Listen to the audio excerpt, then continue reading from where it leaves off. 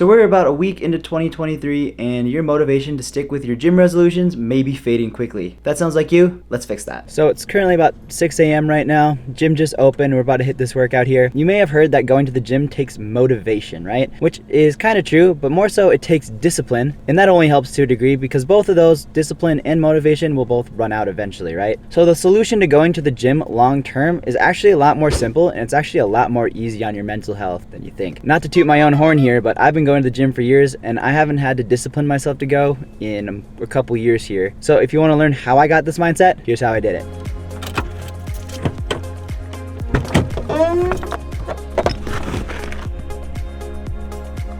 So if motivation is going to run out and discipline kind of sucks to do on a daily basis, right?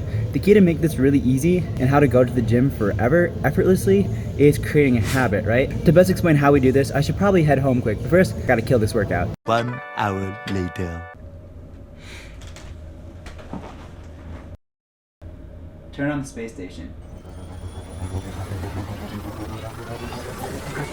So habits. So the main reason that people can't stick to the gym long term is because they haven't put in the effort to create a habit of going to the gym. Let me explain. See, 95% of our brain activity is subconscious, meaning that we can't control it. Think of like a picture of an iceberg, right? Where the little peak that's peaking up, right? That's a very small amount compared to the amount underneath of it. And that kind of stimulates our brain, right? So our conscious brain, our thoughts, things that we think and want to do, that's like the tiny little tip sticking out of the water, whereas the rest of our brain, our subconscious, is sunk below the water where we can't detect it. So the key to creating a habit is to taking exercise from a conscious activity, the tip of the iceberg, and bringing it down into the subconscious where our brain can do it by itself without us even trying. So in this video, we're going to talk about how habits are formed, how powerful they can be, and how they can help you get to your exercise routine daily so you can keep working out effortlessly forever. And then in the second part, if it's out yet, I'm gonna put a link up here somewhere. I always point the wrong way. And that's gonna be talking about tips and strategies about how you can specifically make your own exercise habit to help you keep this consistently up throughout your life. So if we're gonna make exercise a habit and make it so our brain wants to go exercise by itself, we really need to define what a habit actually is in the framework that habits are made on. So a habit, as defined by Charles Duhigg,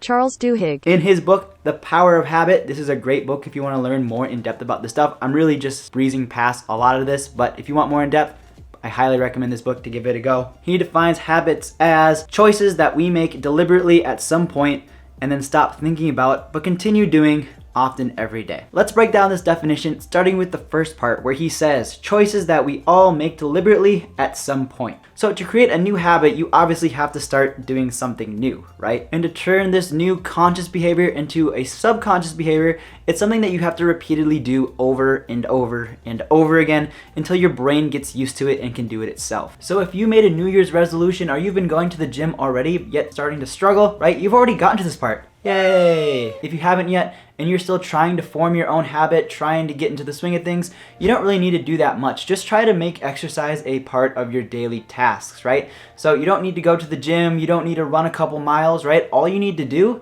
is just be conscious and do one thing each day for your health, right? Do one push-up, do at least one sit-up, go walk up and down the block, right? Obviously, more is better, but as long as you do something and just don't have a 0 day where you do absolutely nothing, you're gonna start setting in and implementing a habit. So to get your new habit started, it's gonna take some discipline, right? You're gonna need a little bit of motivation, but motivation usually gets you off your butt and going, and discipline is what's gonna keep you going on until eventually that might run out too. So in our example, going to the gym, you might feel really motivated to go to the gym right away since it's the new year, it's January. However, over time, if you wanna keep going through it, that motivation is going to tank.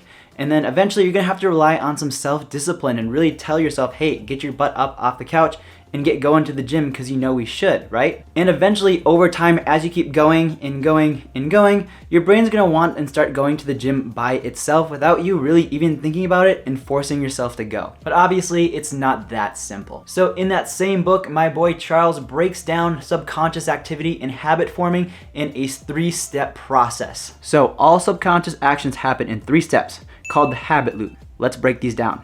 So the first step is the cue. So the cue is often a trigger, which is often an occurrence, a feeling, or visual stimulation that causes the habit loop to occur. So the second step is the routine. So the routine is the behavior or habit itself, such as being on our phones too much, nail biting, hitting like and subscribe, and choosing unhealthy life choices such as Netflix over going to the gym. And finally, the third step of the loop is the reward. So this is what your brain wanted to get all along and why it enacted the loop in the first place. So essentially, habits and subconscious activities are really just a way for your brain to get what it really wants. So to get this prize that your brain wants, it's going to start associating feelings, objects, and other things as a way to get that prize and that outcome that it desires. So once your brain starts associating a cue with a certain reward, right? If it sees something, that means it's going to get a certain outcome that it wants. Then it's going to enact that routine in order to get that reward. And then the loop and the cycle will just continue in order to get what it wants. So for all of you fellow science nerds out there, your brain is essentially operantly conditioning itself. That is so hard. Operantly conditioning itself. Operantly conditions itself to get what it wants and creates a new habit without you even really realizing that it's happening. So let's run through a very simple example of the habit loop in action, and that's nail biting. So ever wonder why kids chew on their nails when they're nervous, right? As you can probably guess, it's a habit loop. So in this loop specifically, the cue in this case is going to be the feelings of nervousness and anxiety. This is going to trigger the brain to undergo its coping mechanism. Next, the routine, also known as the habit. The brain knows that a way to cope with anxiety is to provide some sort of physical stimulation to ground the person in the current moment to make them feel better. In this case, the child's brain has learned that biting their nails creates a significant enough stimulation to accomplish this, so the child starts chewing without thinking. And then finally, the reward of this loop would be that the negative feelings of anxiety subside. So this is why we undergo bad behaviors even though in our conscious mind we know that they're bad and that we shouldn't do them. It's this cycle and this triggering that our brain responds to. And for a while, a lot of people have the willpower to fight against this urge, right? So if a child gets yelled at by their parents to stop biting their nails, right? They probably can do it for a little bit, but then the habit's going to set back in, right? And much like going to the gym, you can go to the gym for a while, but if you don't have the habits formed, right, your willpower and your discipline is going to deplete and you'll just end up stop going, where a lot of people tend up staying. So in that example, I kind of shed the habit loop on a negative light. However, so now that we know the process, now we can actually use the habit loop as a tool to get us in the gym and going consistently using the habit loop. So the key to going and working out consistently throughout your life without a lot of effort is just to create a habit loop around exercise and make exercise the reward that your brain craves. This way, all you need is a simple trigger to go to the gym, and your brain is going to see exercise as a reward and want to go do that, enacting the habit loop, and makes it you go on autopilot so you can get to the gym without any mental effort on your part. Obviously, everybody is a little bit different, so I'm just going to present some questions and an example of my own framework that you might be able to copy off, or at least get some ideas that you might be able to implement yourself. So first, the cue. What can you do, see, set up every single day that you could use as a trigger or cue for your brain to want to exercise? So some certain cues that you could think of are certain times of the day, certain locations, and even just like a visual stimulation. Like you see your running shoes, right? If you somehow connect your running shoes to a good feeling of exercise, then your brain's gonna see those and want to go, like say running for example. So for me personally, I have two cues. One, when I leave work, whenever I walk out those same doors every single time, I tend to go work out right after I leave work. So once I leave those doors, my brain automatically thinks, okay, what are we gonna work out? What are we gonna do? What are our goals? What are we trying to achieve? And then my second cue is wanting to watch TV. So I don't watch a lot of TV, but when I do, it's always on a treadmill, right? So right now I'm watching Naruto. I know I'm way behind everybody else, but every time I think of the show, my brain automatically connects the enjoyment of watching it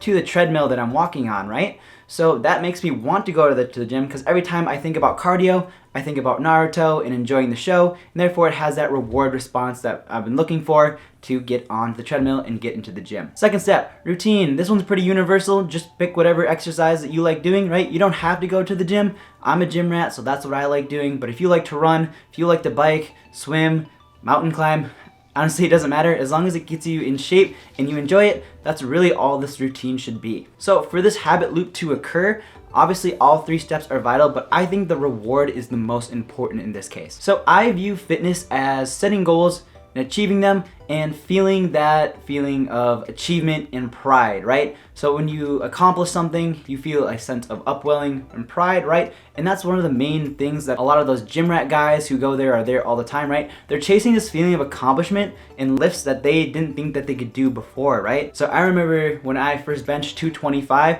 I was over the moon and I rode that high for weeks because I never thought I would be able to bench 2 plates ever. And when I finally did, it was like my whole self-image and my self-worth was uplifted, and I just rode that, and I've been chasing that high again and again and again every time that I go to the gym. However, this doesn't have to be something so severe, right? It could even just be the feeling of feeling good after exercise, right? You go on a light jog, you feel energized, you feel good. This feeling can also be enough to act as the reward that your brain is craving to exercise. Now here's someone in the comments saying, well, I don't feel any of those during exercise, right? Then I encourage you to find a new form of exercise. There should be some form of activity and some form of exercise that you really enjoy where you can set your goals and achieve them. So if you haven't found that yet, try something new, try experimenting. There's gotta be something out there for you. So however you build your habit framework, no matter what exercise you choose, no matter what cues that you choose, what reward you're chasing, building these habits is gonna help you sustain a healthy lifestyle for life. However, building an exercise habit isn't that easy, right? It takes a lot of discipline, it takes a lot of time, and it takes a lot of effort. So if you want some tips and strategies that you can use to help implement and create your own habit framework for exercise, you can click the second part of the video here. If it's up, I'll link it here when it is. Otherwise, I have a playlist here to help you lose weight. So if you want to lose weight and be in the best shape for 2023, click this playlist here. That'll tell you everything that you need to know about losing weight and getting in shape. If you have any questions, concerns, leave them down below and I'll help you as the best as I can. And that being said, guys, peace.